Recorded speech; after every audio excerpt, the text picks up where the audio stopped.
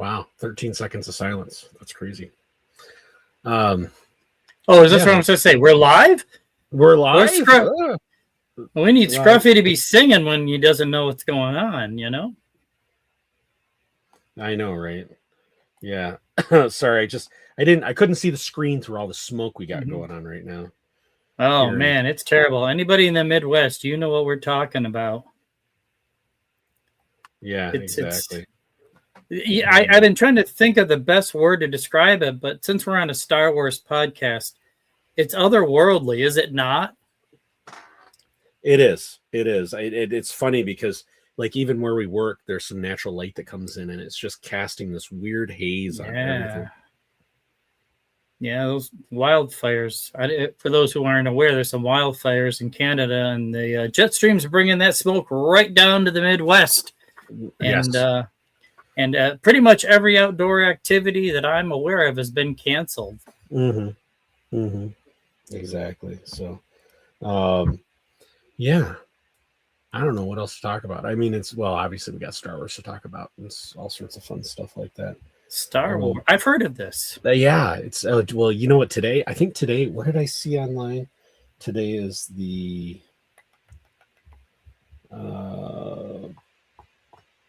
wow, I take too many screenshots. Just per day. It's like, man. Oh yeah, Darth Plagueis made his live action debut this day 2 years ago. Oh yeah, and then we haven't seen anything from him since. No. And then something about 50th anniversary of some film wrapping up major photography. Yeah. But anyway, we'll get going here. Wrong one. Start with Spectre 2 reporting in. This is Vanessa Marshall, and I play Hera Syndulla on Star Wars Rebels. You're listening to the Hyperspace Heroes podcast. That's no moon. Take it from Brown Mullet 34. And now, on with the show. For bladder check. Check. Check. Check. Wait. Screw it. I'm holding it.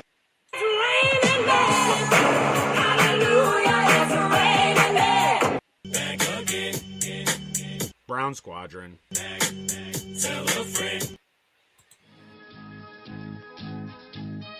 Podcasting, the final audio frontier.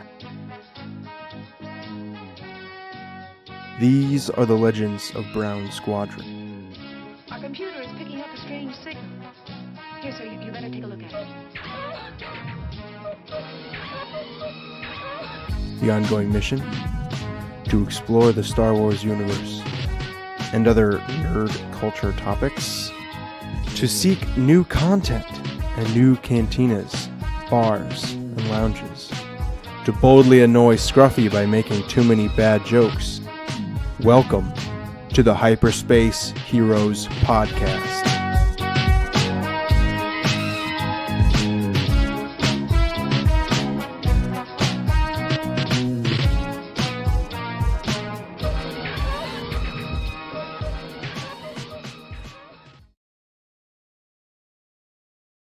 And welcome to Hyperspace Heroes, episode 177 or 202 on the Spotchka scale, if you can believe that. Wow. Brown Leader signing in. All wing report in.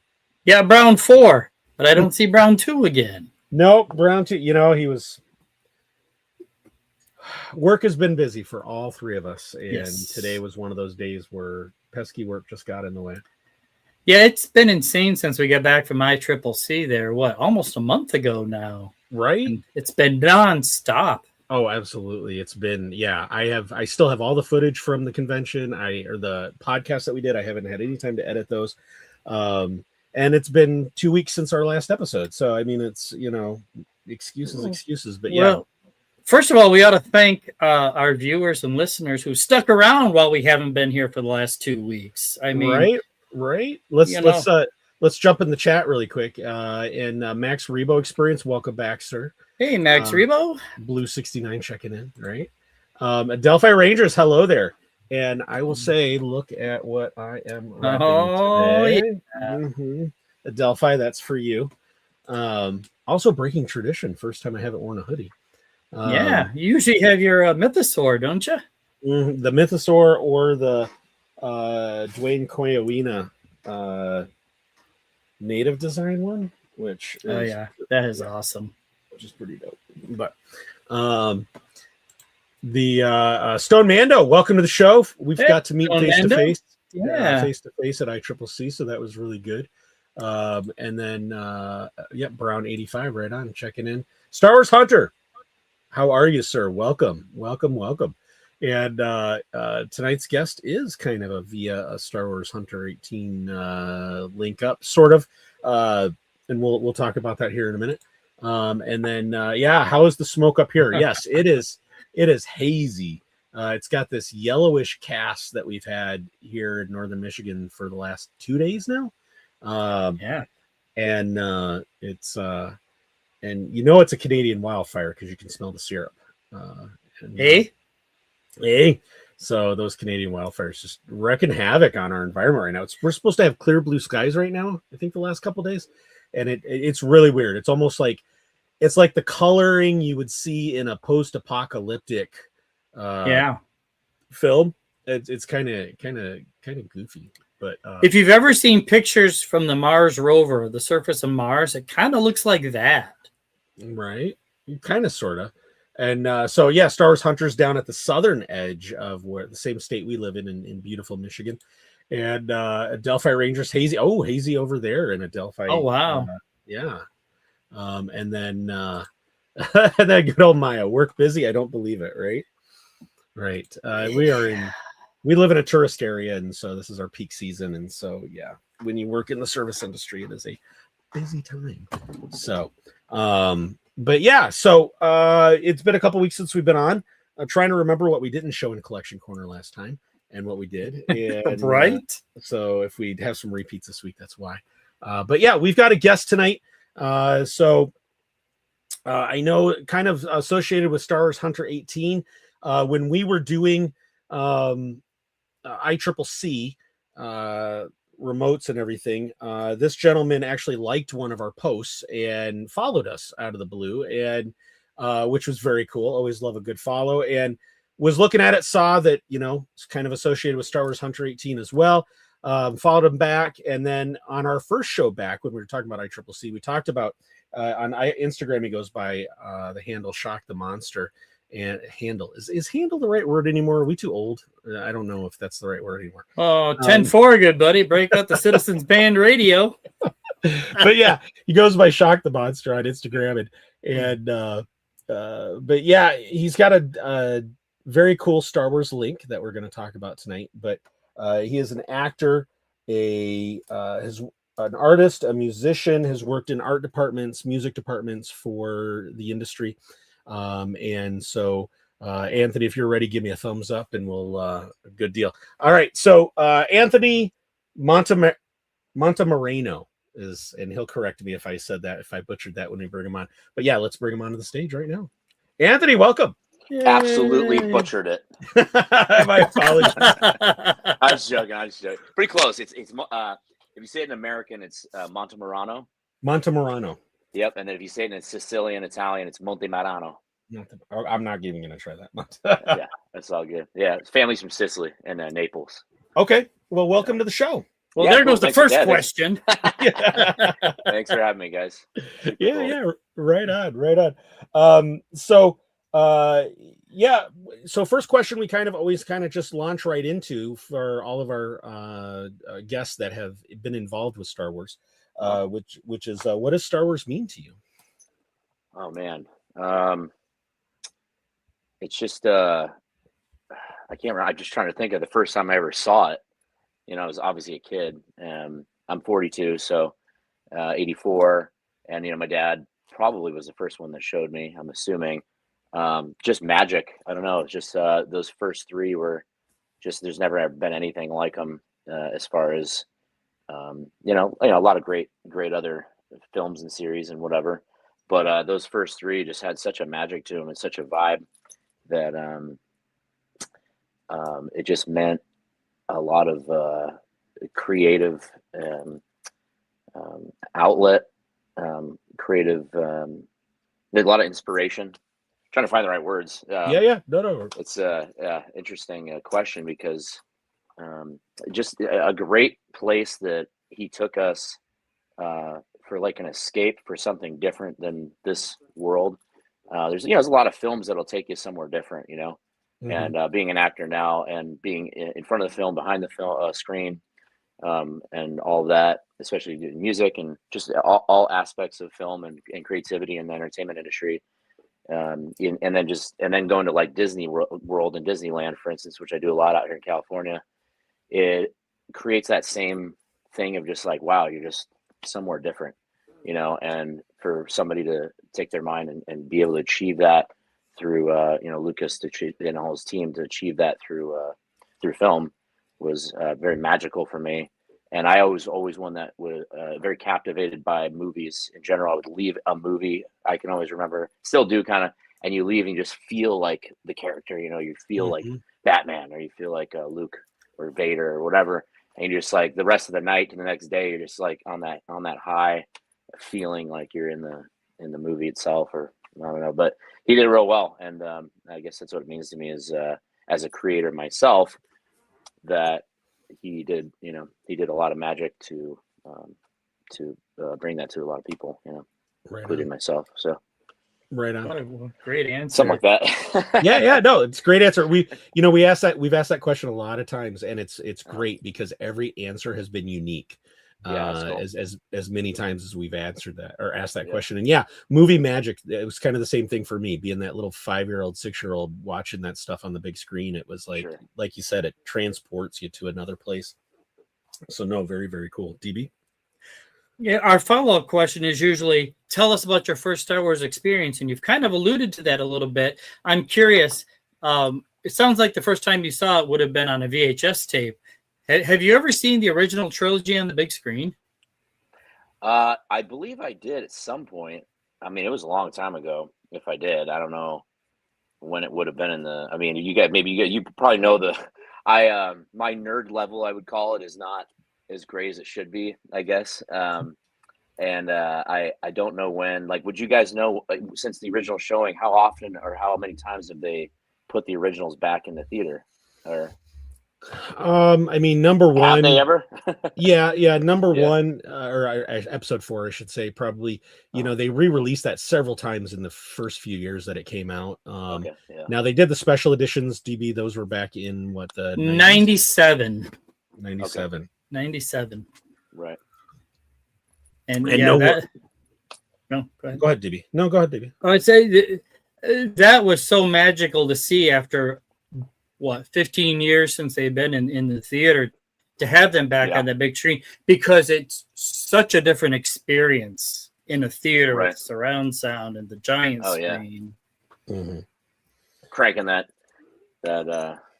music, and you're with everybody and they just cheer, and it's such a group experience. It's such a family. And I think that's another cool thing about it is it's brought so many people together. Such a cult, like a good cult, in a way of like, holy mackerel, you go to these, you go to the new one at any event or anything they're showing in the theater, whatever, everyone shows up, they're loud, they're ready to go. And then you hear that bum, ba-da-da, and you're just like, and everyone's freaking out. And it's just, I mean, there's nothing like it, It's just so cool. Yeah, it is. The audience energy feeds itself. Yeah. Yeah, right on. So one of the things that we like to do with our guests is we like to hear, kind of go on a journey, like is getting into the industry. I could tell by your background with your, reading up on you and stuff, you're an artist, musician. So was getting into the industry kind of always your dream? And how did you kind of like, or did you like, everybody's path is different. Right. And so, when you're a kid growing up, and is this what you kind of always wanted to do, or was there like a pivot point? We've talked to people where all of a sudden they were in college, they took an acting class, and all of a sudden went from business major to acting. So what was kind of like your journey to get into this area? Oh man. I was from San Diego originally. And I was raised to just kind of do everything because it all ties into itself. long line of Italian musicians. Okay. My mother almost went to Broadway to be wow. on stage. She was a theater actor. I was in a lot of talent shows that she put me in. I was a Blues Brothers playing saxophone. I was a comedian. I was Aladdin.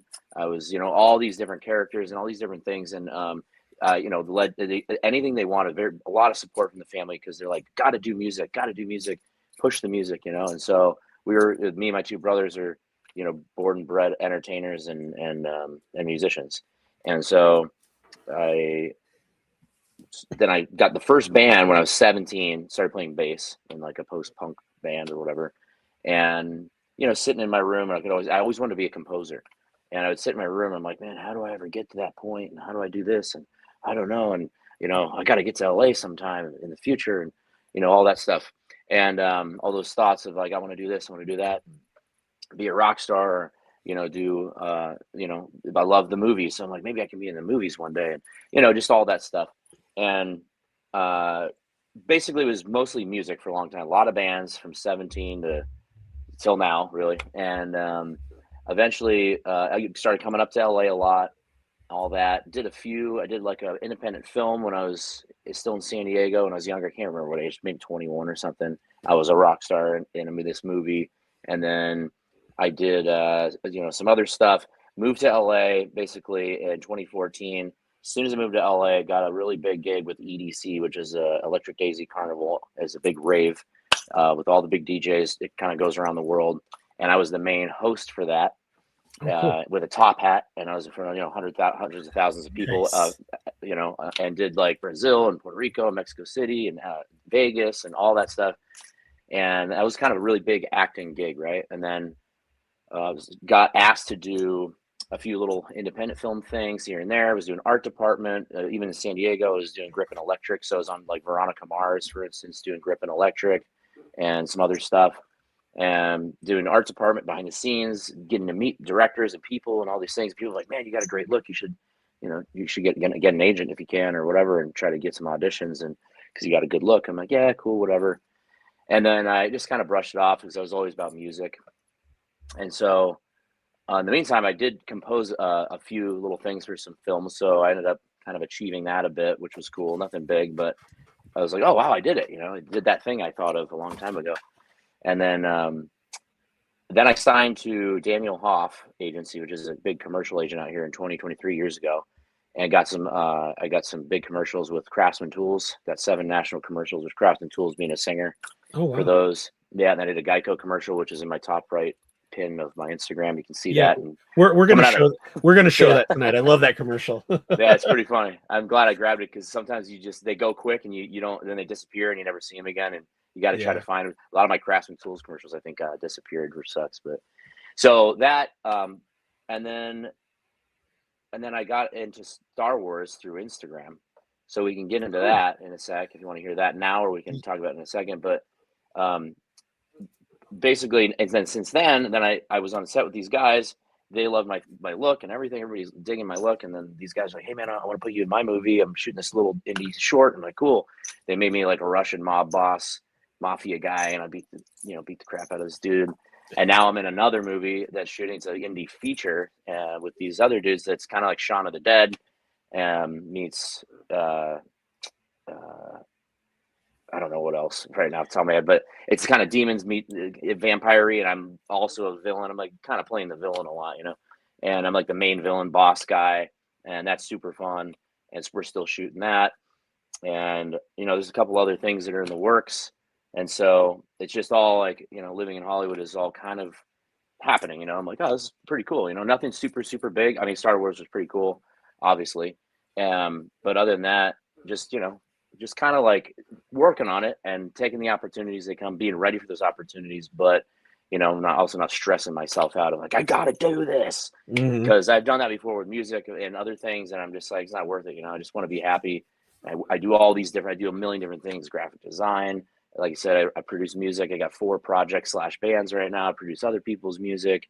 I'm building an app for the music industry called Nice. Tour Fit, which is about to launch in the next month. So I need Oh, to wow. plug that for sure. Everybody, and it's for everybody, really entertainment, all the crew members, actors, musicians, crew, everybody. But it's mostly based around music, but it's a wellness like Bible per se for fitness, wellness, recovery, for being on the road.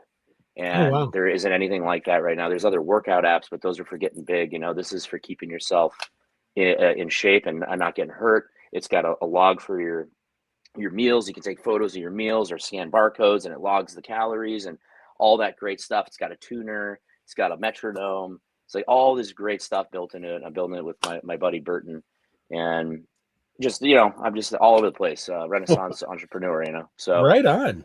Yeah, Very a lot going on right now. Very, very cool. That's awesome. Yeah, and there's more. Well, I'm not going to complain about how busy I am after listening to that. Holy moly! Yeah, right. It's never ending. No If you kidding. can flourish. I was told once, if you move to LA, Anthony, you're gonna flourish because there's so much opportunity.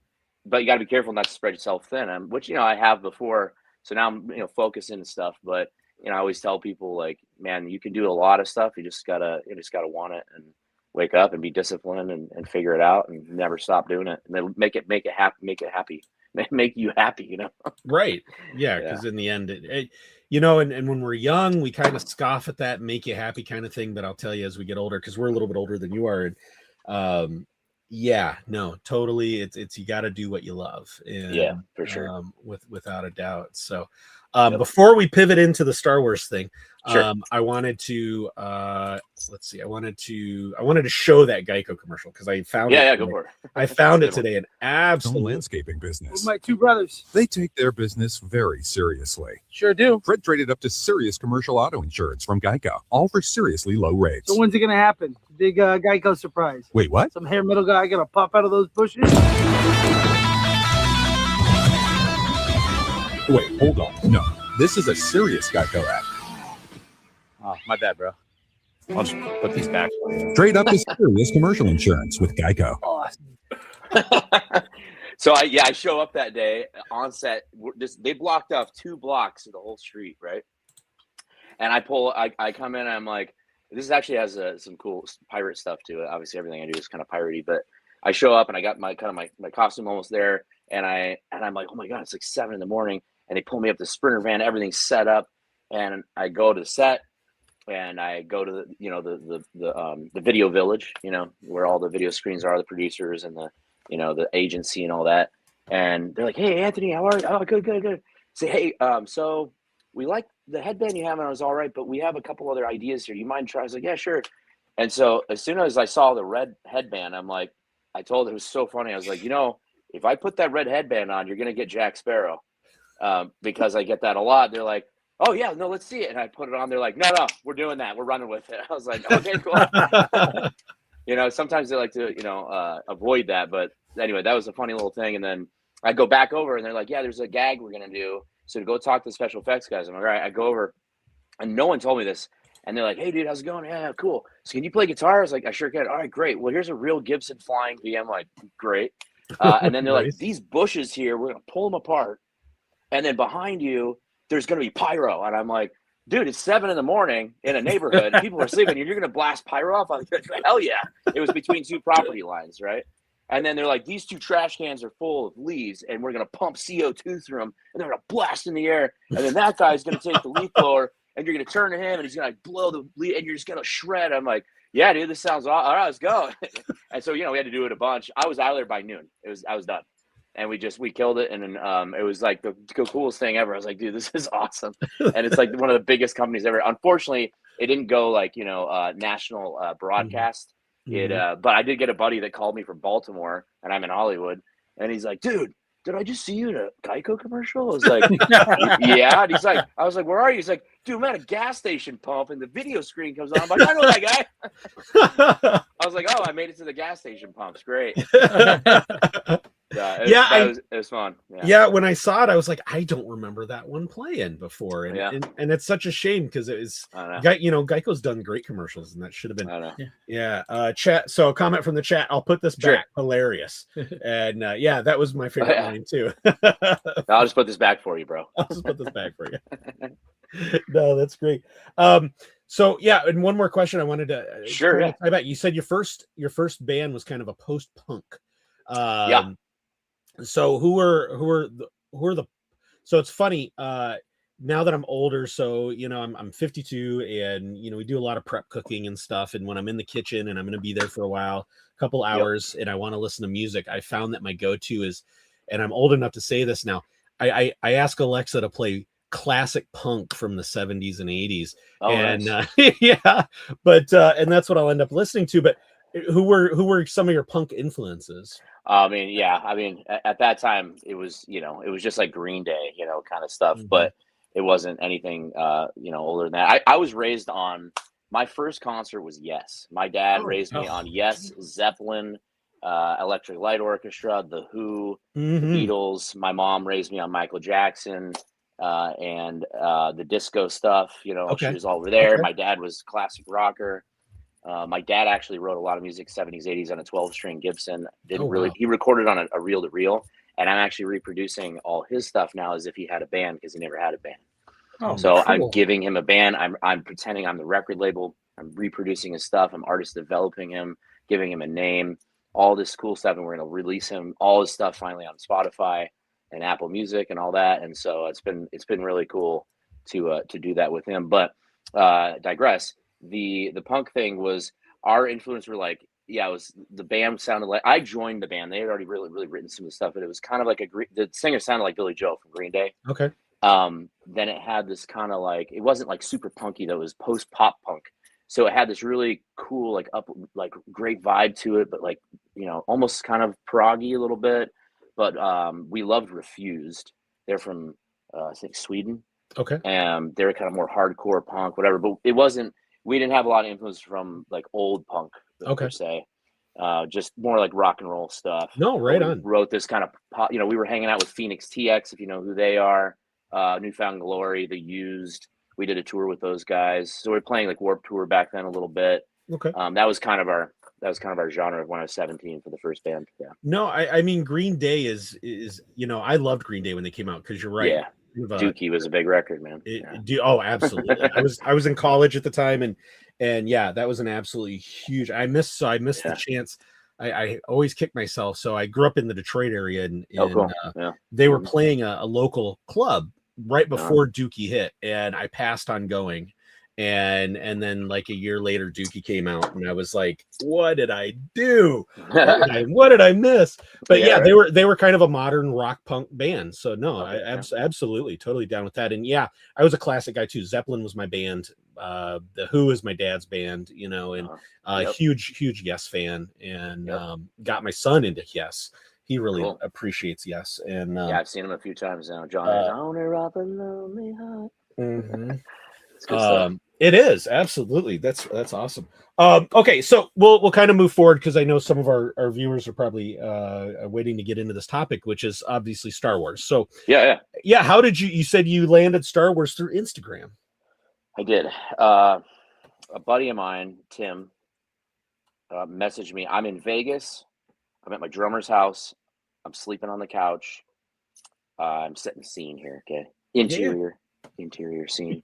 I'm sleeping on the couch, 7 a.m.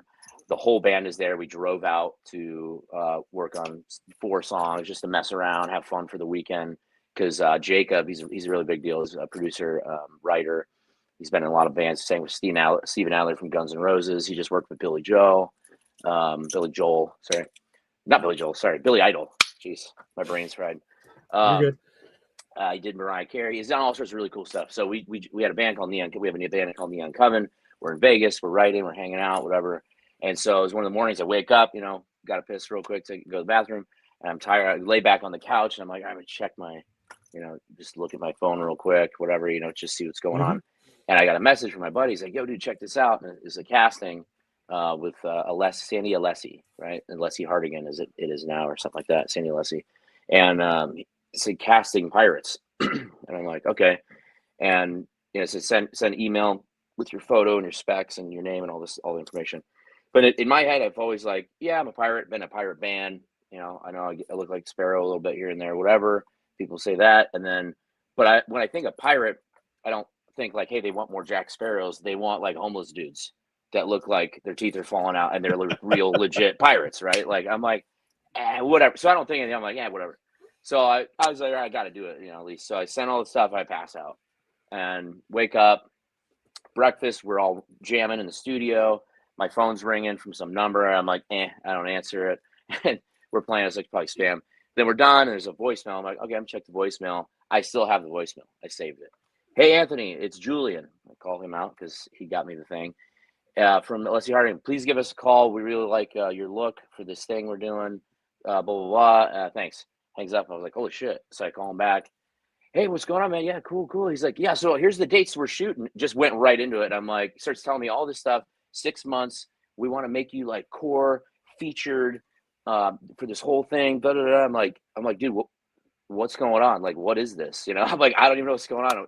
He's like, can you be here Tuesday for a fitting? I was like, well, yeah, I'm coming back Monday, but what is it? Like, it's, he's like, well, it's Disney, or no, not Disney. He said, it's Pirates, and it's really cool. I was like, is Pirates of the Caribbean? He's like, no, but it's really cool. I'm like, okay, whatever, So I'm driving the boys back. We're like showing up to my bass player's house. I'm dropping them off, and I open up my email, and I'm like, oh, guys, I got an email.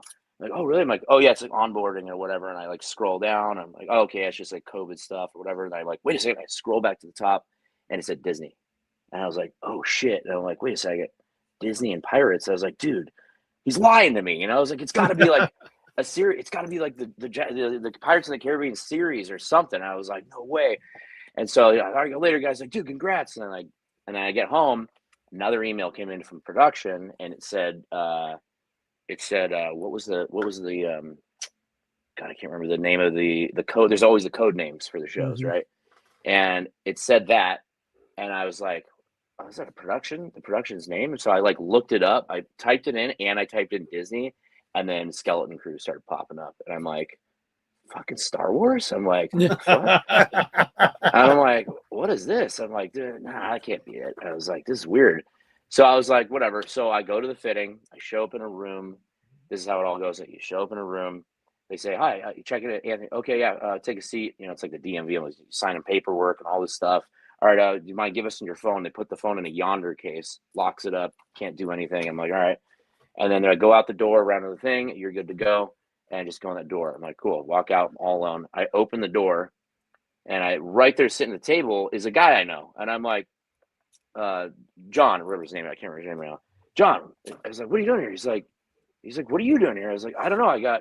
He's like, well, I'm the production coordinator, or the wardrobe coordinator for this. And I was like, oh, he's like, what are you doing here? I was like, I don't know. I got casted for this thing. He's like, oh, welcome to Star Wars. And I always remember that. I was like, holy shit, I was like, it really hit me. And and then I went in and I looked, and it was a massive warehouse of the biggest nerd moment for me in that moment was seeing everywhere I looked with Star Wars costumes. Oh, that's cool. Yeah. And I just and I know all the fans out there would and I was living through, I was like living for the fans because I am one, obviously. And I'm like, man, if everybody I know and everybody out there could be in this moment of just being surrounded by custom Star Wars stuff, just everywhere, helmets and boots and coats and like all this stuff. And I'm like, no, this is crazy. And so I'm like, okay, and they're like, go that way. So I walk over, and this guy greets me, Anthony, how you doing? Yeah, I'm Jared, whatever. Right this way. I was like, okay, cool. And I go, there's a fitting room. He's like, all right, we got a bunch of stuff picked out. They got all these people are there. Obviously, everybody's getting dressed. And I'm like, what the hell is going on? And they put me in some really rad gear, and you can see it in that clip in the top left of my Instagram. I've got a lot more, by the way. If you watch Skeleton Crew, obviously you'll see me in there a bunch. But it was a rad trench coat, which I love coats. So I was stoked on that. Breastplate, armor, another red bandana, which was funny. Yeah. And I'm like, what's going on here? They're going to meme me as the Jack Sparrow of Star Wars, which I wouldn't mind. I think it'd be pretty funny. Right. Yeah, there you go. You'll see me walk by the kid there. That's all right. Yeah, I got this cool bone thing on. I was basically, they made me part of Jude Law's crew, right? So they're like, we're putting you everywhere. They almost gave me, honestly, so one of the days was really rad. They almost gave me a line. I was so close because I was right there with them all the time, and I wasn't SAG at the time, and it would have been too much for them to deal with in the moment. and they were looking at this hologram, and they're like, I was looking at like, oh, the Onyx Cinder, the name of the ship, and I was going to look at the hologram, and I was going to say that, and then I don't even think they even did that, but for anybody really, but if I would have nailed it, maybe it would have stuck in, and I would have got to do it. Would have changed a lot. I got a lot more money. Would have had in focus line, the whole thing, whatever. Oh yeah. So anyway, I was just stoked to be there. Really cool experience. Obviously, 6 months on and off shooting. Very hot. The first couple of days was in July. It just like right now, it's so hot at MBS Studios on the volume. There's a couple of volumes down there, and people were just in mass. One of my buddies was one of the she was one of the calamari. Right? Okay. Yep. Yeah, super sweaty, like just everyone's dying. It was so hot, right? I was like, how are these people doing this? And we would finish our costumes drenched with sweat every day, and but it was, I mean, I lived for it. There was a moment where I'm just, all those moments of just laying there, and I'm like, dude, I'm just surrounded by 200 people, like 100 crew members, 100 cast, everybody's on the stage, surrounded by, the biggest people. Filoni's over here, and no, was Filoni there? I don't know. Favreau was there a lot. Favreau's over here. You got John Watts, all the people were in and out, all these different directors. Obviously, Bryce Dallas Howard was there a lot. Just so cool, like a lot of moments. So I can go in more into that, unless you want to ask a question right now about any of that, and then I can go into more. But yeah, I'm just curious. You're working in the volume. Is any of that practical? Is there actually tables and chairs there? Oh yeah, a lot of practical. The only thing that's not is just really just the background. It's that outer space, whatever is very like distant and like larger than life and very fantastical that you just like, that's not a real place, is usually the volume. Everything is like, and I'll give them credit, obviously, is like, I mean, they're amazing, but everything, although like there's so many props, there's the weapons and the tables and the this and that, and they built the whole space pirate ship that we were on was all practical. All the buttons we were using, so much of it was practical, and then it was just literally like the backdrop was just like the rock, and then you can see the ships flying in, and you're in space. It's like that's you can't do that unless it's VFX or whatever. So they had some blue screen here, and then they had the volume there, and I don't know how much I'm allowed to talk about really, but to be honest, we won't get you in trouble. Yeah, I don't know, but it's I mean, they put it on their documentary, so it's all good. Yeah, when you watch the Mando thing and all that, but it's really it's just crazy. It's just so cool how a lot of things were done. Like I said, there's some stuff I don't know what I can talk about, but some stuff that I saw that was very cool of how they achieved their magic. The industrial light magic thing, and we got our little weapons that we got to hold, and everybody's got different stuff. The lead actors obviously had their hero props that no one else had. A lot of us had kind of similar things. Just so many moments. I'll just jump around. Working with Jude Law was just an acting class, like master class, really, for me, because just all the time, just he's always there. We watched soccer games together and hung out, like because he loves soccer. Obviously, watching England probably for him, and then but watching him act. For me is like no one needs to tell me what to do, really. I just need to sit there and absorb like a sponge how this guy, how somebody's doing something, right? And so being in costume, being in character, he's in costume, he's in character, we're on this live set. It's just, you gotta go. It's like time is money, the whole thing. You see, he never messed up once, like just never messed up. And they would do things over and over and over. And then we cool, that's the scene, and just watching him do that and like get in the character.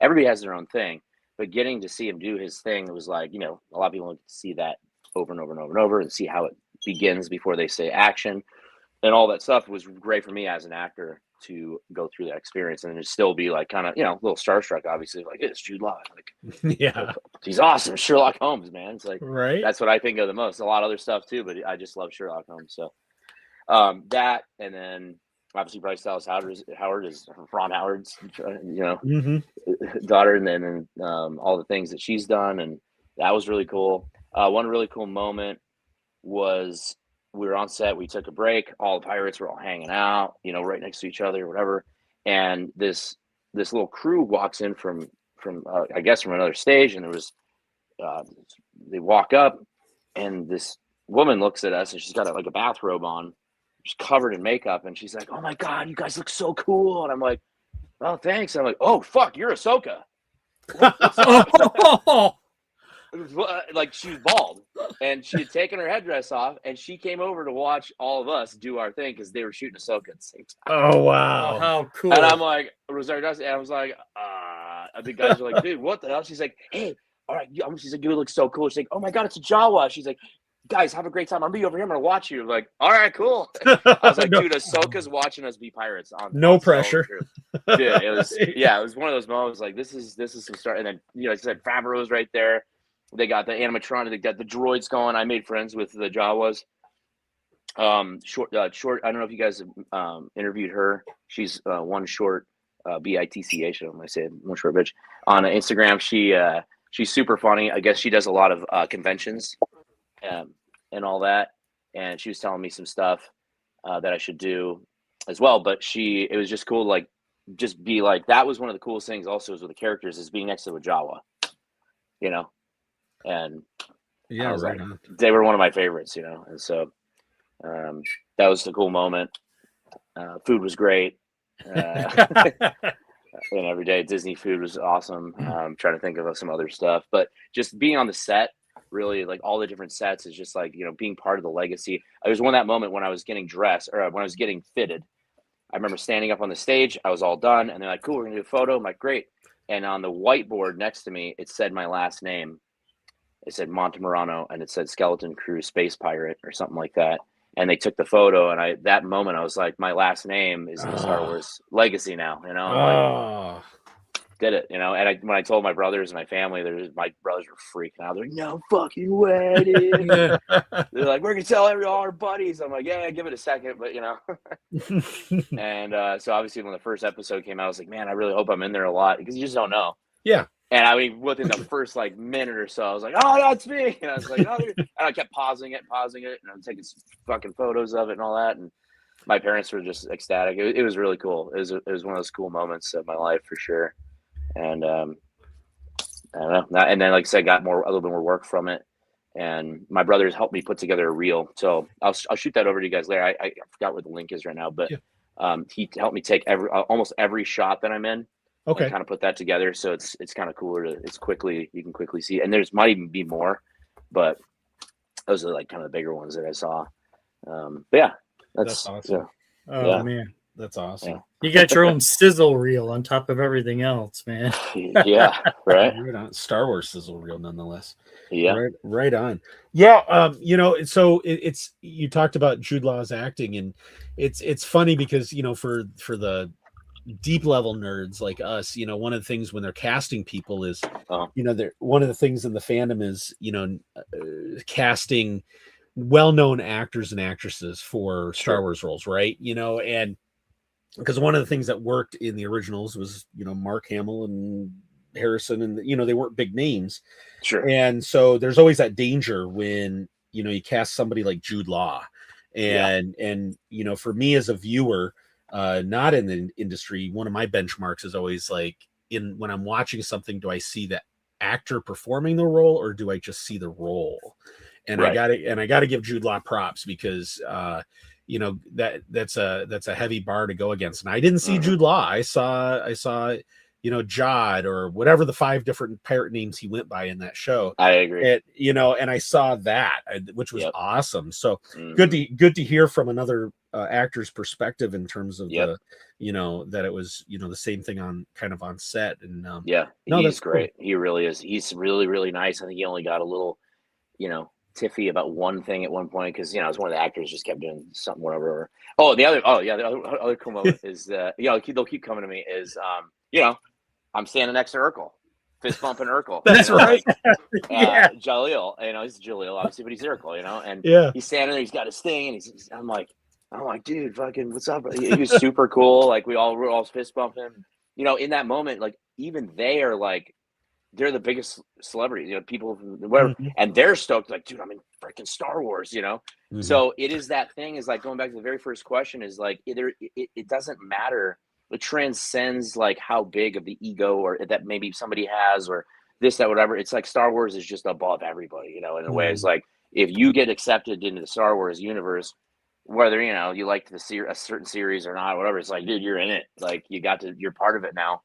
And it's that cool, like fantastical other world that Lucas started and people are continuing to do. And, you know, hopefully it keeps going and things, you know, go in directions that we want them to go, you know, or whatever you want to call it. Yeah. Right on. But yeah, that was a cool thing too. But yeah, Jude is just amazing, great actor. So it was great to be with him. What? So you've said before that you've played a lot of mostly bad guys. Yeah. Is that kind of your thing, or do you enjoy playing the bad guy, or do you want to play? Have you played good guys at all? I was a real estate agent, an Italian real estate agent for this other like indie film. I don't even know if it's out yet, but it was funny. It was out in San Diego. It was a one-day shoot, and I got slicked my hair back, and you know I can play different roles. Slick my hair back, put on a nice blazer, and I smile a little more. Like, oh, how are you doing? You want to see the property? Yeah, I got so. You know, that whole kind of thing, and that's what they wanted. A little comedy in there. So, you know, I'm a funny guy. I can be funny. I'm pretty fun. Make people laugh here and there. But, you know, like my resting bitch face, or whatever you want to call it, is just this. Like, this is what I look like. I'm not giving you an expression. And my eyebrows, just the details that my eyebrows, I've been called an asshole a lot, but I wasn't an asshole in those moments, being at a bar or whatever. I'm just hanging out. I'm like, I was like, man, I was a dick, you know? And I just, you know, just kind of look evil sometimes or whatever, mischievous and whatever. So I have clung on to that a little bit as far as like, you know, I like the deep, dark side of, you know, the fantastical realm of movies and music and all that. So my band Mursic is my main band. If you go look that up, is, you know, Dracula, Castlevania, opera, rock, metal. And so that's all like spawned from Danny Elfman, Tim Burton films, you know, Oingo Boingo. That whole thing, and Bach and Beethoven, because I was raised on that, literally headphones on the belly of my mom when I was in the womb. And my dad raised me on the other side of my music background is Mozart, Beethoven, Bach, Tchaikovsky, all that stuff growing up. And so it's just like this, you know, chaos in my brain all the time of all these musics. And I wanted to make Bach rock, as what I called it. And now it's turned into this. It was like piratey for a while. Now it's just like rad, modern, you know, heavy Castlevania, as I call it, Castlevania metal, Dracula rock metal. And so, there's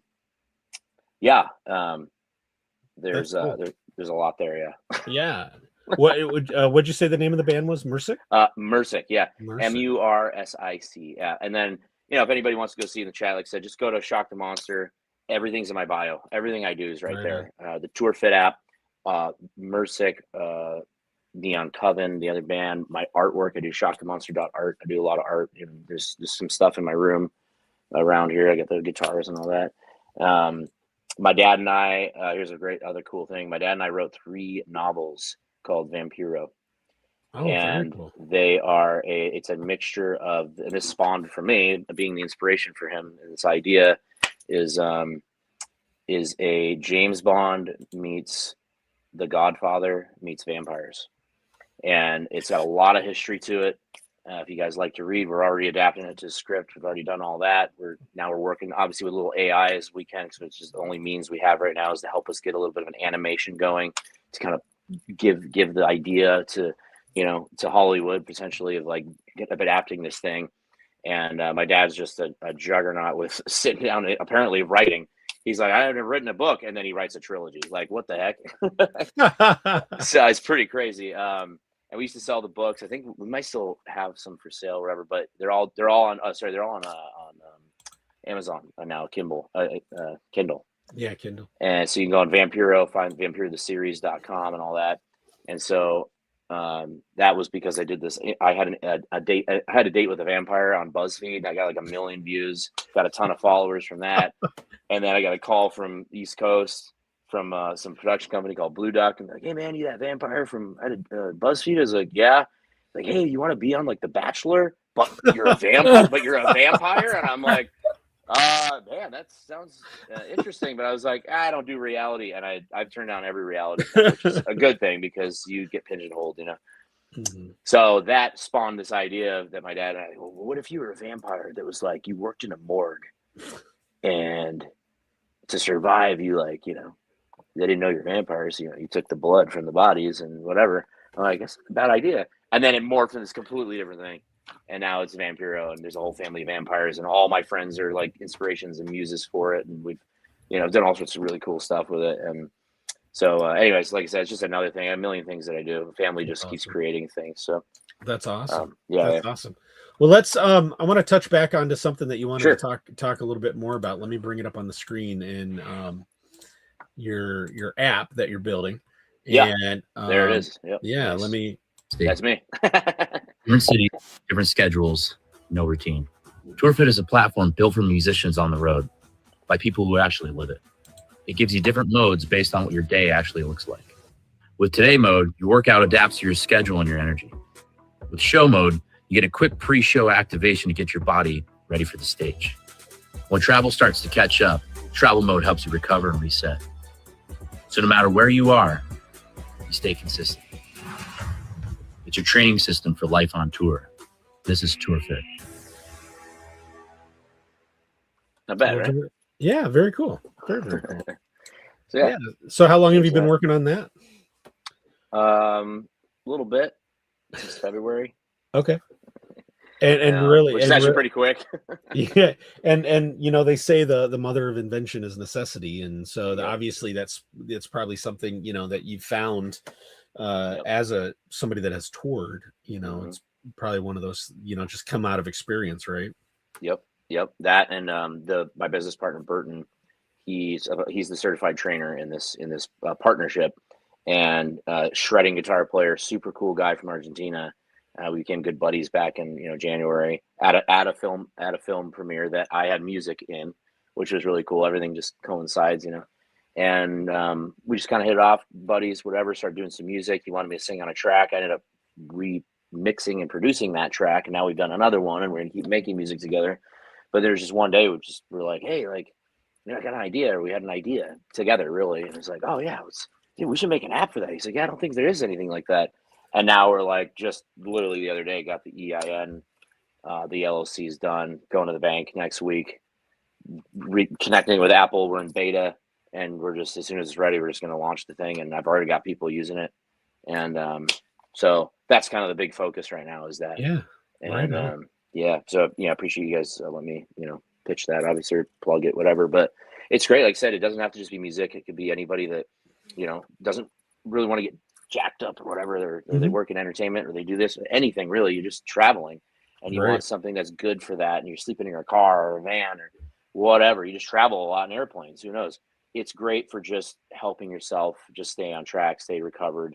And, you know, then there's a lot of people out there that do that aren't just musicians. So we want to expand that eventually to be very well known that that's what it's really for. And so, you know, reach more people, you know, actors, you know. Right Star Wars on. Actors. Yeah, right on. Jedis and Sith. If you could, and we'll kind of go back to that. Good segue. Yeah. So if you had another chance to be in Star Wars, would you take it? And of course. What kind of role would you like to play now that you've played a pirate? What would you like to play? Well, first of all, whatever they give me. Good answer. I see myself, like I said, I can be the light and I can be the dark. I have both sides inside me. They come out all the time. Plug to my buddy, my best friend, brother Joey. When he finally sees this, he has to deal with my Sicilian rage all the time. But I want, and this is funny. This is actually so funny. I just thought of this. Is that actually it's kind of more Terminator now that I think about it, but I have this phrase that I keep saying. It's like, dude, I wake up every day, I'm happy, like I want to have a great day, and a lot of it's LA, you know, and I leave the house or something, and all of a sudden I'm constantly met with resistance. We are the resistance, right? Whatever, that's Terminator, right? I'm constantly with resistance, and it makes me just like, God, yeah. And I want to be happy. I just want to have, I'm positive, like, and I'm just like met with all this stuff, and I'm like, and I flip out here and there because I just like, you know, anybody would when there's a lot of stuff going on and crazy people around here, whatever. But anyways, digressing again. But yes, when I played Knights of the Old Republic on Xbox, which is one of my favorite games, 1 and 2. We're gonna get nerdy. I just love the gameplay. I wish they would remake it, remaster the whole thing, but like a whole new one, but the same kind of concept, right? Same exact kind of gameplay with all the storyline, and you start with nothing, and RPG, but it like for like PS5, or obviously PC as well, whatever. But I love playing it on Xbox, and it was just like you could be the guy, you could be you could choose what side you want, how the conversation.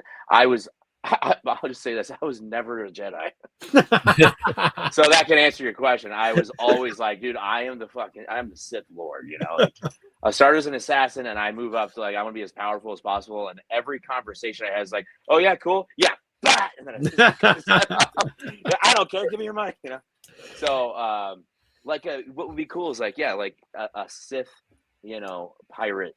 Lord, or Sith pirate assassin, all black, tattered cloaky, whatever, and like they make me all like dead and gnarly looking, and give me that mask thing, and I can rip it off, and I'm all messed up here, and whatever, And I have, I got my own type of lightsaber, and all that. Like it would be pretty cool. I could, if they needed me to be the light side, no problem. I could totally do that. I'll put on the brown cloak and be boring, whatever.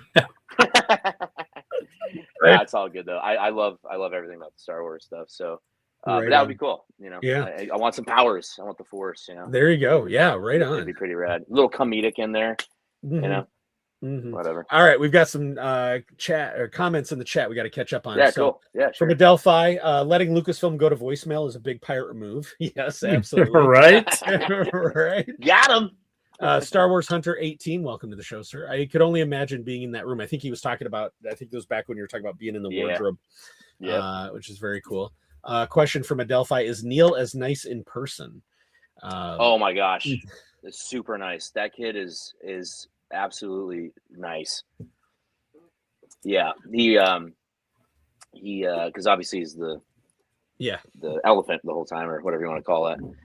But yes, being around him as a person, he's just like, hi, how are you? Oh God, great. He's super smart. One of those crazy smart kids, and like, dude, that kid's so smart, and like just so bubbly and amazing. And like all of them were very like, just you can tell there's something about those kids, And here's another crazy thing, jumping real quick. Oh gosh, what's her name? The lead girl there, not Ren. Oh, that's the other thing. I feel terrible. I can't remember her name. But she was to play. She was going to be in. You know what? I don't even know if I'm allowed to say this. I'm not going to say what it is. She was supposed to be in anything. The pilot for that thing hasn't happened yet. It may not happen, which is really heartbreaking if it doesn't. But I ended up as a vampire. I'm not going to say which one because I still don't know if I'm allowed to say it. But I had a cameo as a very famous vampire from a very famous movie, with a top hat on. I'll just say that. Oh, very cool. And it was the lead for it. And I'm like, I walked up and I got to talk to her because I was doing this cameo gag, like full on thing with her.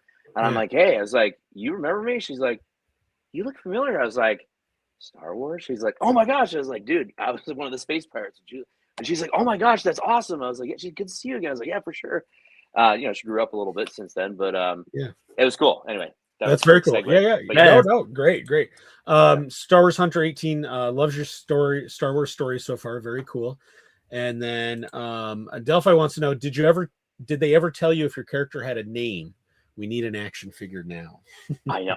You know what? I love that because a lot of people were saying that. Unfortunately, there was no name, but we should definitely make one up. Did you? Yeah, I was going to say, did you? I'll let chat decide that. How's that? Did you create your own kind of like fictional background for your character in? Yeah, a little bit. Yeah. Kind of like wrecked on a rock from when I was on my ship. Got wrecked on a rock. Lost on a deserted meteorite kind of thing, as instead of an island, kind of thing, and got picked up by a crew and recruited by Jude Law into the space pirate crew because they were out there, hiding out from the government or whatever you want to call it, and it was kind of simple. It was something like that, and we were all talking about all that at some point. I can't remember the whole thing, but we did come up with some pretty cool ideas. But I do need to come up with a really cool name. Obviously, Shock the Monster is my kind of alias, but right. yeah, I don't know. Let's see what chat comes up with eventually, and we should definitely get an action figure 3D printed. Right on. All right, chat. You've been tasked. Come up with his pirate name, and Yeah, I mean, maybe if I do some conventions, I don't know if I'm allowed to. I'm sure I can. The only problem is I don't have. Well, from that photo, in AI now, you can really quickly or more accurately come up with a scan of that and potentially make some 3D prints of me and get it painted, and then maybe I can give them away at the conventions if I do some signings or whatever. I don't know how much legally we're allowed to do, but I don't think they'd really care about that. Not making a fortune off it, so whatever. Right. So Star Wars 118, were you plotting to take over as captain? Secretly, yes, I was. But getting through that wolf was not going to be an easy task. That guy's pretty awesome. When I saw him, oh my gosh, I was like, dude, there's so many characters, there's so many creatures in this series, and I can't wait for everybody to see it. I was telling everybody, I was like, Dad, there's so many creatures. I'm not going to say what they are, but there's one that's so sick. He looks like the Nothing from the Neverending Story, Yeah, and with dual all the guns and everything. Like, dude, this is freaking awesome. Brutus was amazing, and yeah, Skeleton Crew. Cool. That was always one of the complaints with other shows like Andor and other stuff, where it's like it's supposed to be this big universe full of different creatures, and Skeleton Crew fit that bill because it was just creatures of every species. And yeah, you're right, it was an absolute. And Brutus was one of my favorites for sure. And he was awesome. With the 5 or 6 pistols and the the whole very and cool. a lot of people didn't get what SM33. I don't know if they got that. So there's a lot of smart people out there, but I loved that name for him because of the tie-in. Because of Smee, yeah, right on. It took me a second, and I was like, "Oh, dude, that's so cool." Yeah. Well, it's funny too because in Mandalorian, so there's the one pirate Vane that's in both series, and he's in and when he was in Mandalorian before Skeleton Crew, there was a on the pirate crew he was on their their lead ship that would during this battle, the right-hand guy to the captain was dressed like Smee, the red and white striped shirt and the short pants and the little hat and and it was so that was definitely Disney behind the scenes we're definitely right continuing that theme and then taking the name right over to SM33. We've got one submission so far for a name. Let's see, Murano Shock. Not terrible. Not terrible. So keep throwing those out. We've got a little bit to go in the show yet. Sure. But yeah, so DB, any other questions? I just want to keep hearing stories from the set. I mean, I don't want to put what we're here for, but it's I mean it's not even close to a tie-in. But a few months back, I got to go to Disney World and went through the Galaxy's Edge, and for somebody who's been invested in Star Wars for darn near 50 years, that was like heaven to me. But to be there with the actual props and the actual costumes and the animatronics and the creature, that blows my mind. That's just like a dream for somebody like me. Yep. I mean, you would have freaked out for sure. I did.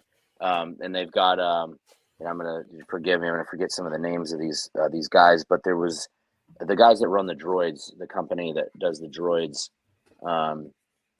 There's a company, and it's on the tip of my tongue, but they come in, they've got like the R2 units, and they got the remote controls, and they only handle the droids. Like it is so like militant on that kind of a set where every single person has every single job. That's the only way things get done, right? You got every single department. A lot of people, maybe listening, watching, have never been on a movie set or a film set or a commercial set, and it is a beautiful mastery of hundreds of people coming together when it's that big to accomplish one thing, and everyone goes quiet. Every little piece, all right, quiet, and it's just like you would imagine, and then just capture that one moment. There are so many things, so many moving pieces, especially with Star Wars, especially on the volume. Everything going on, stunts, adding the stunts and all this stuff. And then you got the droid. All right, go. And then everything has to be. That's why they shoot it so many times, right? Any little thing can happen, and you're like, go. And then you got the the guy's like, and he's fucking R2 unit goes across the thing. The Jawa's going over here, and this thing there. Boom, the guy's throwing up, and there's a fight breaks out, and then smoke and anything you could possibly imagine that they throw into one scene. It's just all there, and you're just like, oh my gosh, this is so cool. It's like you kind of start forgetting that you're on set, and I started to feel like I was in Star Wars, like I was living in Star Wars, like more than just dressing up and going to Disney World. It's as close as you can get to like feeling like you're actually in Star Wars, in that universe. So that's cool. That's some of the beauty of Star Wars. No matter which show, which movie, it's the world building. Yeah, helps the audience buy into it so much more than a cheap production. Right. Right on. So we got another question. Who was the biggest prankster on set? Ooh, good question. Sorry, I'm plugging my phone in here. Yeah. No, I don't know how much charge I have on it, so I can't see it right now. So I want to make sure it doesn't die on me. The biggest prankster on set. Good question. Probably, the little I can't, I'm terrible. I'm in the series. I just can't remember their names. The boy actor at the fro with the curly hair. Mm-hmm. He was just the second they would cut him and lead actors. They run around together. They got because they were young, so they had the teacher there, as it called, the teacher, the guardian, and as soon as they go, it was actually amazing. They would do a great acting and just be spot on and nail it, and then it's cut. And then they start playing with each other, and they're running around and pranking each other and like messing with all the pirates and all that stuff. And then he's like, all right, guys, let's get it. All right, ready, in action. And then boom, right back into it. I was like, wow, that's some serious discipline. Wow. Out of, a younger kid or younger generation is like, to see that was like, what the heck? So that was cool. But yeah, I think he was definitely one of the bigger pranksters there. They're always having fun together, which is good. I think they teach them that is like have fun. The more they're comfortable with each other and acting together, the more natural it's going to come across on the screen. Yeah. So we were talking to somebody that and they were talking about how they got to know the kids' personalities, and they wrote their real personalities, and then they wrote the characters around those. So to kind of do that, like what you were talking about. Well, cool. Well, very, very cool. Yeah. So Anthony, this has been amazing. We really appreciate you coming on. And of course. Thanks for having me. We've got 2 short segments that we do to wrap up the show if you want to stay on. Sure. Okay. So the segment that we go into next it's a collection corner, and where we just show off something, and it doesn't have to be Star Wars oriented. Obviously, as a musician, I'm sure your guitar collection is more than exactly right. There's 2 more right here. Oh, right on. I got them all over the walls, and my room is a friggin' mess right now. But that's all good. I got them all over the place. Yeah. Right on. So we do a short little collection corner segment where we just show off something maybe we've gotten recently or a prized item that we have in our collection. Sure. And then we'll kind of start to wrap it up with we'll let you talk about it, plug all your stuff again, and then we end with the cringiest segment of any podcast out there. So we'll get to that when we when we get to that. But let me flip over to the intro music for the collection corner, and here we. I want it all. Keep your time to a proxy plan. I want it all. And I want it great now. I want it all. Yeah. Brown Squadron. All right, collection corner. Scruffy is not on the show tonight. Obviously, I'm sure he would have. Today is Thursday, so yesterday was comic book day, so I'm sure he added some comics to his collection. But DB, what do you got? Well, before Anthony thinks I'm completely crazy, I have to tell you, I build dioramas with toys, and we just got back from ICCC, which is a collectors convention in Nashville, Tennessee. And I'm going to try to whip through these really fast because I bought a whole bunch of action figures, I have this. Oh my gosh, you just gave me an idea. Yeah. I've got army builders where I've got a whole bunch of rebels to go into one of my dioramas. I'm working on a diorama of Endor with Ewoks and rebels. So I got some rebel soldiers. Nice. I've got more stormtroopers than you guys would ever, care to know about. But if you're building Star Wars dioramas, you got to have troopers, right? You sure do. I'm also working on a Jabba the Hutt scene, so I've got myself some Gamorrean guards, both new and old. Love that. Hold on, I'm looking for something. Keep going. Yeah, go for it. Yeah, I got it. See, this is EV99. Now, if this was one of the originals from 1984, this would be worth a fortune. Yeah, you wouldn't be holding it like that. No, it would be in a plexi. But I think I paid $4 for this to go in the Jabba diorama. And I don't know how I got onto this guy. This is an episode 1 astromech droid. And I seem to stumble on this particular, it's R2B1. I stumble on him everywhere, so I always buy him. But I don't want to bore everybody with showing you all my stuff. But let's just say I got tons of stormtroopers. I got tons of Rebel fleet troopers. Endor soldiers. And at some point, they're going to go into a diorama, and I'll be sharing pictures because it'll be right back in here somewhere. Right on. Usually my fat head is blocking this space, but yeah, I bought a lot of budget figures at ICCC, and that's one of the reasons I love that con so much. Right on. What do you got there, Brown Leader? So something I had shown off this, I like art, Star Wars art, and I had shown. Where am I find it again? So I had shown this Topps, Topps B-Wing card that I'd gotten for free, when we were at ICCC, because me and B-Wings, and I had picked up 2 other pieces of art when I was down there, and and I'll have to find a place to post these, but this is let me see if I can get that bigger for everybody. So just a nice print of a B-Wing, or a couple B-Wings in action, and love the color, love the theme.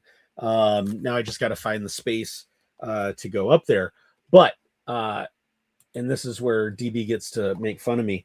I bought 2, and even though I only need 1, and the reason I bought 2 was as a collector, this one is actually framed. The picture's framed upside down, and it's still sealed, perfectly sealed. So the collector, and they weren't very expensive, but the collector that you guys have turned me into, I had to pick up a second one. So one I'll actually throw in a more formal frame. I'll get it up on the wall here somewhere. But this other one I couldn't pass up because it was a mistake. It's a variant. Yep. It's a variant and printed upside down. So you're still one of us now. Right. So, just saying.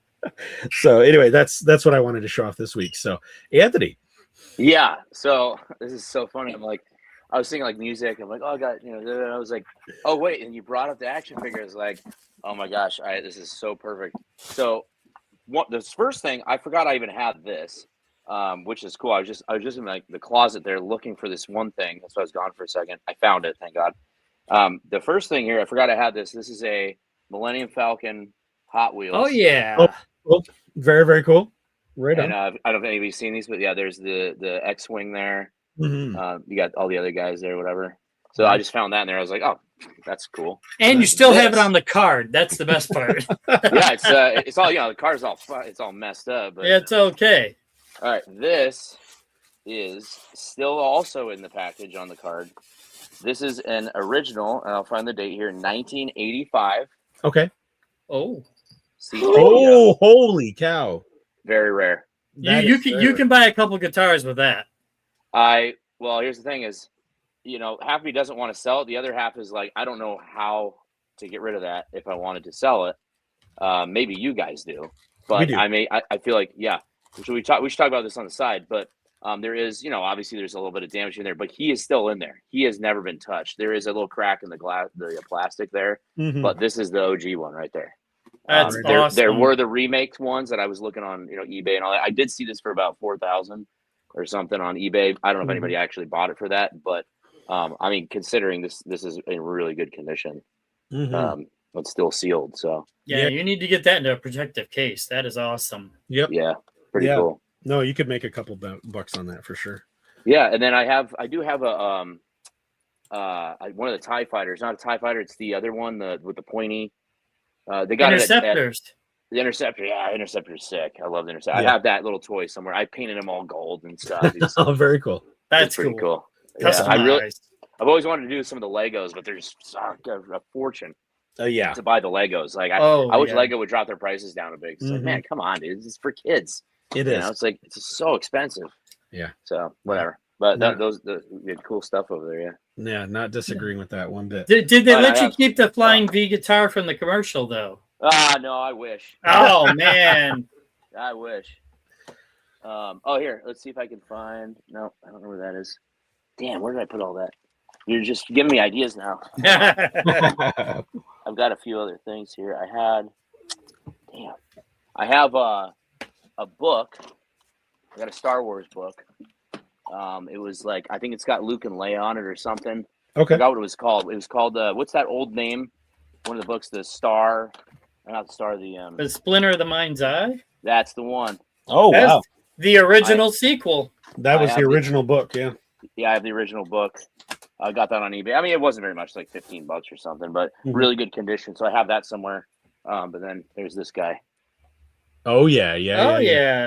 Yep. It reminded me that that's one of my favorite things there is playing that. Oh yeah. Darth Malik or whatever. Revan. Yep. Revan and Malik. It's like this is what we want, Disney. Give us a friggin' series with like that dude. Like they keep forgetting that war. It's like, it's like there's battles, people die, like they fall into pits with teeth in it, and they get shot at. It's like it's Star Wars. It's like, it's gotta be a little soft, I guess, but I don't know. It's just like we want the dark, we want the rad, we still want Vader, we want all that cool stuff. And luckily all these fan guys, I follow the that lightsaber guy, whatever his name is, but he's involved now in like all this other Star Wars stuff, and like all the fan made stuff is just amazing. Thank God. Yeah. Right, we living in an age that everybody can do that, and so at least we get it one way or another. Yeah, Knights of the Old Republic series was my second favorite video games to play for sure. Yeah. They hold a special place for sure. Good time. Yeah, right on. All right, so we'll close out this segment really quick. I want it all. I want it all.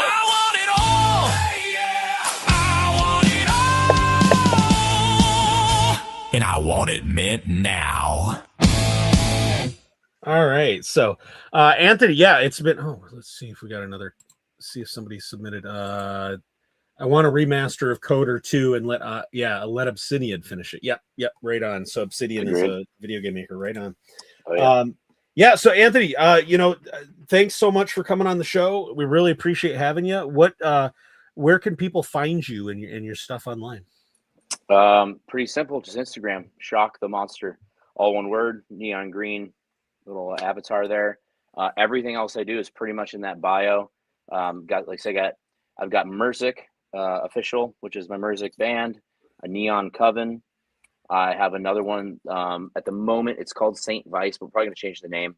That's the one I'm doing with Burton, who's also my business partner with TourFit, the app. The other project that's in the works is called Rust House.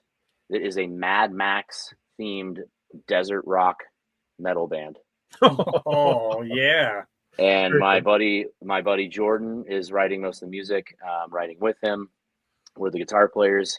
And our buddy Wes Fenton is a unit of a dude. He kind of helps head up the Wasteland Weekend. If you've ever heard of that, out here in California, it's all Mad Max, like Burning Man thing for like 7 days. People camped out, just full Mad Max cars, and everybody comes with all their stuff. You can do whatever you want. He is a welder. He used to weld stealth ships for the Navy, and he just got a tank and he's going to be welding all of this thing that I can't even talk about. And but he's going to be the singer of the band, and he's going to like weld our, he's going to make our outfits and attachments to our guitars, and the drum set's all weld. Everything's going to be custom, like Mad Max. And so, anyways, we do have a song up. I'm actually singing that song. We're all going to be kind of singing, but it's called Rust House, RUSTHAUS, kind of like the German version of Rust House. Yeah. And it's a very cool song called Vampirosa. It's a vampire Furiosa babe. And the girl's voice in the beginning is my bestie, Ashley, who's kind of like my sister in life. And she's the inspiration. She wrote the lyrics. And it's a really, really cool, inclusive project. And then, everything's on the Instagram there. And you can see all my stuff. Follow me. See the stories. I'm always active with stuff that's going on, mostly in the stories.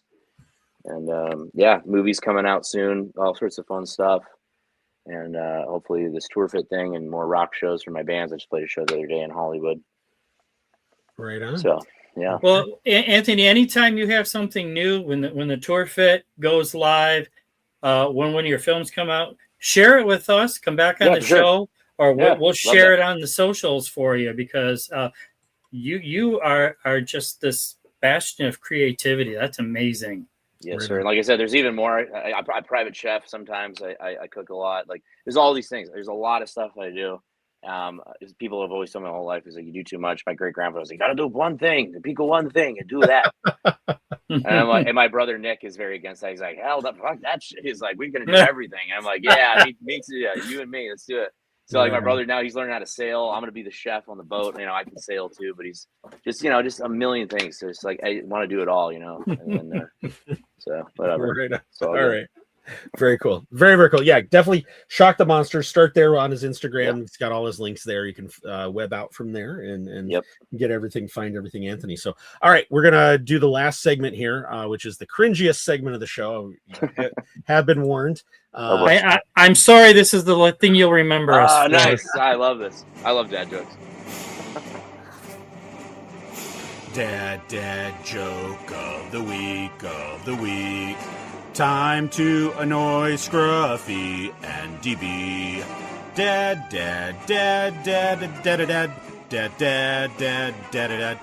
joke of the week. All right, Star Wars dad joke of the week, courtesy of Kelly Knox's Star Wars dad jokes. All right, this week's joke is: where did the rebellion find the right prosthetic for Luke Skywalker? At the secondhand store.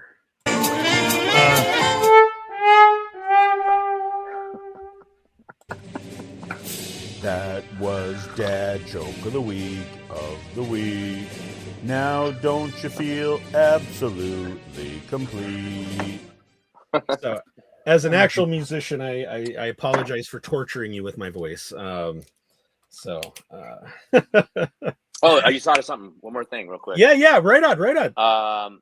One of the other bands I was in that still tours, I started the band with some of the Mursic guys, and these other guys had a band called Hellhound.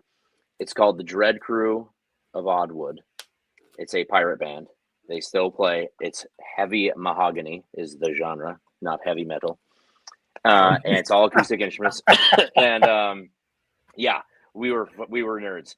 We did the Ocarina of Time medley as one of our songs. We did like all the songs from Ocarina of Time in a medley and played Renaissance fairs and all that good stuff, whatever. The point of all this is that if you go watch The Queen's Decree, which is a music video, at the very end of that music video, I don't want to ruin the surprise, but I'm just going to say it because we're on the show here, whatever, is we did the Star Wars ending with the Ewoks. Oh, very cool. Because I had left the band. Yum num. And yum num. Yep. And so I left the band. Harry had left the band, and my brother dies in the music video, and he was about to leave the band, and then they're bringing new guys in, whatever. And so at the very end, the captain, Reese, at the time, as we said, Reese walks over and he does the nod, and I think Nick was, I was there, and Harry was already there because we were already dead. And we're just standing there doing our thing. We were like ghostly, whatever. And then my brother fades in because he had just died on the ship. So go check that out. It's so good. It's good lore. The whole they did so cool. The whole music video has Muppet style in it. Reese is actually the queen with all the prosthetics, and they jammed in her eye. It's a whole thing. So a very cool Star Wars ending. Very cool. So that very cool. That out. Very cool. And Delphi in the chat reminded me that we did have a fan pickup that he sent me the picture of. Okay. Really quick, and we got to make sure we show that before we go off air. So this is from Mrs. Adelphi. Ranger picked up some stuff. She goes by Jenny's Star Wars Picks on Instagram. But there's DB. Do you see the gonk down there that Scruffy would be pining over? Well, the first thing I saw was the R5s that I know you're pining over. Right. Well, I've got both of those. I'm good. And the harmonica player there is one I actually need for my dioramas. So, nice. Jenny, if you want to sell that, I'm here for you. Oh, did you hear that? Delphi, let her know. Actually, she might be watching too. So I'll start betting on this too. If anybody wants to start betting, just give me a ring. Right on. Right on. Well, so Anthony, again, thank you for coming on the show. It's been an absolute blast. Like DB said, likewise. All of our guests are always welcome back on the show anytime. One of the things that we do as part of the show is that we have this little our niche is that with us, kind of like with Pirates and Vampires for you, our niche is that we're a fighter squadron from the Star Wars universe. We call ourselves Brown Squadron, and that's how we go around. And all of our guests become honorary members of the Brown Squadron. So with that, you get a call sign and a flight designation. So I put you in as you'll be Brown 96, and I gave you the call sign of Borgo, and where I got that from, yes. So where I got that was obviously Port Borgo, which is where a lot of your scenes are, and so welcome to the crew. Awesome, Borgo. thanks. I've got 3 real flight suits in my closet, and another thing that I do is I always wanted to be a pilot. Almost flew for the Navy when I was 18, 19, cool. And my buddy's a commander for the Navy out in Kauai. Thank you for your service, Eli. And he gave me 3 flight suits with my own call sign, Shock the Monster, green. Oh, that's awesome. 2 beige ones. One was his, the beige one. And then I have a real helmet, helicopter helmet bag that he gave me with my name engraved on it or embroidered. So I'm all about being a pilot. So what did he fly in the Navy? HM or MH-60 Romeos. They're the Seahawks. Okay, helicopters. Yeah. Mm-hmm. Yep. And I've been in the simulator. I got 7 hours off the record training. Yeah. Right on. Very cool. In a helicopter. Yeah. But thanks for coming on the show. It's been a joy. We've got a little outro video that we do, and I'm going to do the final sign off. Thank everybody. And a lot of shows will sign off with the "May the Force be with you." We actually sign off with "That's No Moon." So let me do the sign off, and let me do the sign off, and we'll get out of here tonight, guys. Cool. So, all right, let me find where's my stuff. Thanks for watching tonight. Anthony, thanks for joining us. You can follow us, Brown Squadron Hyperspace Heroes podcast, every Thursday night at 8 p.m. Eastern. You can find us on all the socials, Threads, Instagram, Facebook, yada, yada. You can find all of our links at beacons.ai/Brown Squadron. Like this video, hit the bell button, all that stuff that we're supposed to say, to create followers. And with that, we're going to get out of here tonight, guys. So thanks for being on the show. This is Brown Leader signing off for the crew, and you have been listening and watching Hyperspace Heroes. That's no moon.